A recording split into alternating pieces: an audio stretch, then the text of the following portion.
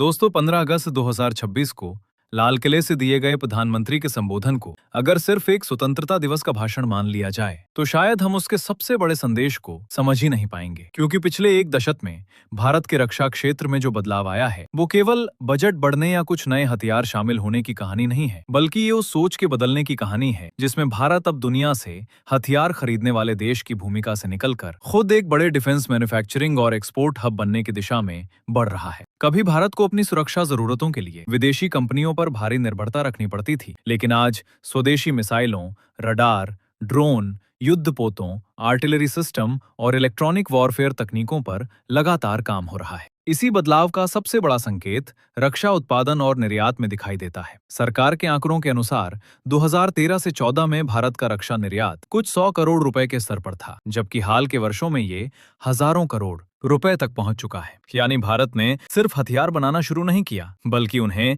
अंतर्राष्ट्रीय बाजार में बेचने की क्षमता भी विकसित की है। ब्रह्मोस की फिलीपींस को बिक्री और पिनाका तथा स्वाति रडार जैसी प्रणालियों के विदेशी ग्राहकों तक पहुंचने से भारत की रक्षा कूटनीति को भी नई ताकत मिली है। ये कहानी आपको अच्छी लगे तो कमेंट्स में जय हिंद लिखना ना भूलें। लेकिन दोस्तों, असली कहानी यहीं खत्म नहीं होती। भारत की अगली चुनौती उन हथियारों की है जो भविष्य के युद्ध का चेहरा बदल सकते हैं। Hypersonic missile, glide vehicle, artificial intelligence आधारित ड्रोन, स्वायत्त सिस्टम और छठी पीढ़ी के लड़ाकू विमानों जैसी तकनीकों पर दुनिया की बड़ी सैन्य शक्तियां अरबों डॉलर खर्च कर रही हैं। भारत भी इसी दौड़ में अपनी जगह बनाने की कोशिश कर रहा है। हाइपरसोनिक हथियारों की खासियत केवल उनकी रफ्तार नहीं है, उनकी संभावित मैन्यूवरेबिलिटी और कम प्रतिक्रिया समय उन्हें बेहद चुनौतीपूर्ण बनाते हैं। भारत ने स्क्रैमजेट आधारित तकनीक और हाइपरसोनिक परीक्षणों में महत्वपूर्ण प्रगति दिखाई है। हालांकि इन्हें पूरी तरह ऑपरेशनल हथियार मानना अभी जल्दबाजी होगी। इसी तरह स्वदेशी लॉन्ग रेंज एयर डिफेंस क्षमता विकसित करने की दिशा में प्रोजेक्ट कुशा जैसे कार्यक्रम भारत की रणनीतिक सोच को दर्शाते हैं। इसका उद्देश्य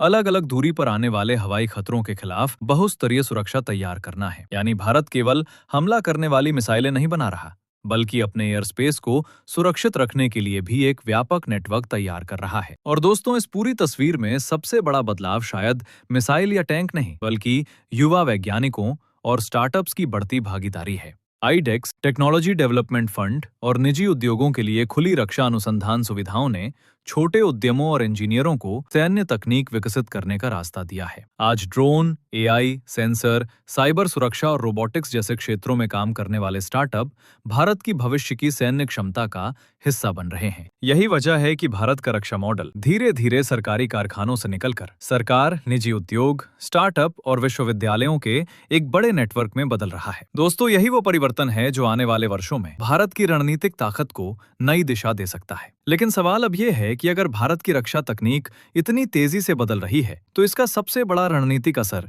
किस देश पर पड़ने वाला है, और क्यों चीन की नजर भारत के हाइपरसोनिक हथियारों, लंबी दूरी की मिसाइलों, नौसैनिक शक्ति और अंडमान निकोबार की रणनीतिक स्थिति पर लगातार बनी हुई है। इसका जवाब हमें भारत की अगली पीढ़ी की मिसाइल और एयर डिफेंस रणनीति में मिलेगा। अगर हमारे चैनल पर पहली बार आए हों तो चैनल को सब्सक्राइब करना ना भूलें। दोस्तों, भारत की रक्षा रणनीति का अगला अध्याय सिर्फ जमीन पर तैनात टैंकों या सीमा पर खड़े सैनिकों तक सीमित नहीं है, बल्कि अब इसका केंद्र आसमान, समुद्र, अंतरिक्ष, साइबर स्पेस और आर्टिफिशियल इंटेलिजेंस तक फैल चुका है। चीन के साथ भारत की रणनीतिक प्रतिस्पर्धा को समझने के लिए सबसे पहले लंबी दूरी की मिसाइल क्षमता को देखना जरूरी है। अग्नि सीरीज की मिसाइलों ने भारत को लंबी दूरी तक रणनीतिक प्रतिरोध की क्षमता दी है और MIRV जैसी तकनीक पर काम ने इस क्षेत्र को और महत्वपूर्ण बना दिया है। दूसरी तरफ रुद्रम जैसी एंटी रेडिएशन मिसाइलों का उद्देश्य दुश्मन के रडार और एयर डिफेंस नेटवर्क को निशाना बनाने की क्षमता बढ़ाना है। लेकिन दोस्तों, आधुनिक युद्ध में सिर्फ मिसाइलों की संख्या मायने नहीं रखती। असली ताकत उस नेटवर्क की होती है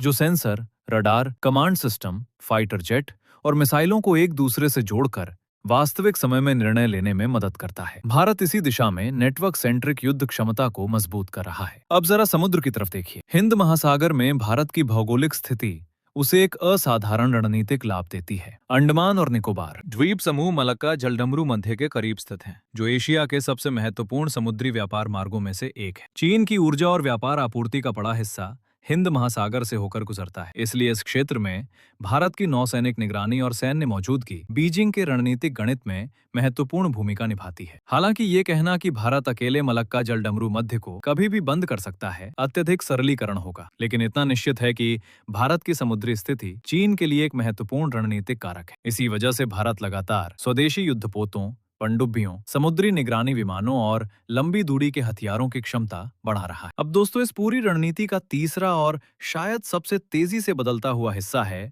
आर्टिफिशियल इंटेलिजेंस। भविष्य का युद्ध केवल ये तय नहीं करेगा कि किस देश के पास ज्यादा मिसाइलें हैं, बल्कि ये भी तय करेगा कि कौन सा देश दुश्मन की गतिविधियों को तेजी से पहचान सकता है, डेटा का विश्लेषण कर सकता है और कुछ सेकंड में सही निर्णय ले सकता है। भारत में रक्षा क्षेत्र के लिए एआई आधारित ड्रोन, स्वायत्त सिस्टम, निगरानी तकनीक और साइबर सुरक्षा पर काम तेजी से आगे बढ़ रहा है। कॉलेजों और स्टार्टअप से निकलने वाली तकनीकी प्रतिभा अब रक्षा उद्योग के साथ जुड़ रही है। यही कारण है कि आने वाले समय में भारत की सैन्य शक्ति का एक बड़ा हिस्सा सॉफ्टवेयर, सेंसर और एल्गोरिदम पर आधारित हो सकता है। लेकिन दोस्तों, भारत की सबसे बड़ी रणनीतिक ताकत सिर्फ हथियारों में नहीं है। भारत अमेरिका के साथ सैन्य अभ्यास करता है, रूस से लंबे समय से रक्षा सहयोग रखता है, फ्रांस के साथ अत्याधुनिक तकनीकी साझेदारी बढ़ा रहा है और साथ ही स्वदेशी उत्पादन पर भी जोर दे रहा है। यही रणनीतिक स्वायत्तता भारत को किसी एक शक्ति पर पूरी तरह निर्भर होने से बचाती है और यहीं से भारत की रक्षा निर्यात नीति भी महत्वपूर्ण बन जाती है। जब कोई देश ब्रह्मोस, रडार, आर्टिलरी सिस्टम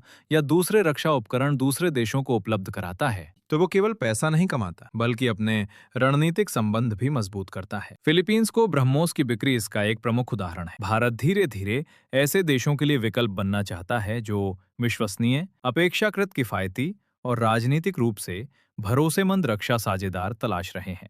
यही कारण है कि आने वाले वर्षों में भारत के सामने एक बड़ा अवसर है, घरेलू रक्षा उत्पादन को इतना मजबूत करना कि देश अपनी सेनाओं की जरूरत पूरी करने के साथ साथ अंतर्राष्ट्रीय बाजार में भी बड़ी भूमिका निभा सके। लेकिन दोस्तों, अब सबसे बड़ा सवाल ये है कि क्या भारत वास्तव में उस मुकाम तक पहुंच सकता है जहां वो दुनिया के प्रमुख रक्षा निर्यातकों में शामिल हो जाए? इसके लिए सिर्फ मिसाइलें और विमान बनाना काफी नहीं होगा। भारत को engine, semiconductor, sensor, electronics, precision manufacturing और सप्लाई चेन में भी आत्मनिर्भर होना पड़ेगा। और यही कहानी हमें भारत के उस सबसे बड़े मास्टर प्लान तक लेकर जाती है जिसका लक्ष्य आने वाले वर्षों में भारत को एक संपूर्ण डिफेंस मैन्युफैक्चरिंग पावर बनाना है। दोस्तों, अब पूरी कहानी का सबसे महत्वपूर्ण हिस्सा सामने आता है। भारत ने रक्षा उत्पादन बढ़ाने की शुरुआत तो कर दी है, लेकिन असली चुनौती अब इस क्षमता को लंबे समय तक टिकाऊ और वैश्विक स्तर की इंडस्ट्री में बदलने की है। आने वाले वर्षों में भारत के सामने सिर्फ ज्यादा मिसाइलें या ज्यादा विमान बनाने का लक्ष्य नहीं है, बल्कि एक ऐसा पूरा रक्षा इकोसिस्टम खड़ा करने की जरूरत है जिसमें डिजाइन से लेकर इंजन, सेंसर, इलेक्ट्रॉनिक्स, सॉफ्टवेयर और अंतिम असेंबली तक महत्वपूर्ण तकनीक देश के भीतर विकसित हों। यही वजह है कि सरकार लगातार निजी कंपनियों, एमएसएमई, स्टार्टअप्स और विश्वविद्यालयों को रक्षा क्षेत्र से जोड़ रही है। अगर ये मॉडल सफल होता है तो भारत के लिए सबसे बड़ा फायदा केवल सैन्य आत्मनिर्भरता नहीं होगा, बल्कि लाखों तकनीकी नौकरियां, नई सप्लाई चेन और वैश्विक बाजार में भारतीय कंपनियों की मजबूत मौजूदगी भी होगी। दोस्तों, रक्षा निर्यात में हुई तेज वृद्धि इसी बदलाव का शुरुआती संकेत है। ब्रह्मोस से लेकर पिनाका, रडार, सुरक्षा उपकरण और अलग अलग सैन्य प्रणालियों तक भारत अब कई देशों के साथ रक्षा सहयोग बढ़ा रहा है। लेकिन आने वाले दशक में मुकाबला और कठिन होने वाला है, क्योंकि अमेरिका, चीन, रूस, फ्रांस और इजराइल जैसे देश पहले से ही अत्याधुनिक रक्षा बाजार में मजबूत स्थिति रखते हैं। भारत को इस प्रतिस्पर्धा में आगे निकलने के लिए सिर्फ कम कीमत का हथियार नहीं, बल्कि विश्वसनीय गुणवत्ता, तेज सप्लाई, स्पेयर पार्ट्स और लंबे समय तक तकनीकी सहायता भी देनी होगी। दूसरी तरफ भविष्य का युद्ध तेजी से बदल रहा है। Drone swarm, electronic warfare, cyber attack, AI आधारित निगरानी और स्वायत्त हथियार युद्ध के पारंपरिक नियमों को बदल सकते हैं। इसलिए भारत की अगली पीढ़ी की सैन्य तैयारी में मानव सैनिक के साथ मशीन इंटेलिजेंस का तालमेल बेहद महत्वपूर्ण होगा। हाइपरसोनिक हथियारों पर शोध, लंबी दूरी की मिसाइल क्षमता, स्वदेशी एयर डिफेंस, समुद्री शक्ति और अंतरिक्ष आधारित निगरानी, ये सभी मिलकर भारत की भविष्य की रणनीतिक क्षमता का हिस्सा बन सकते हैं।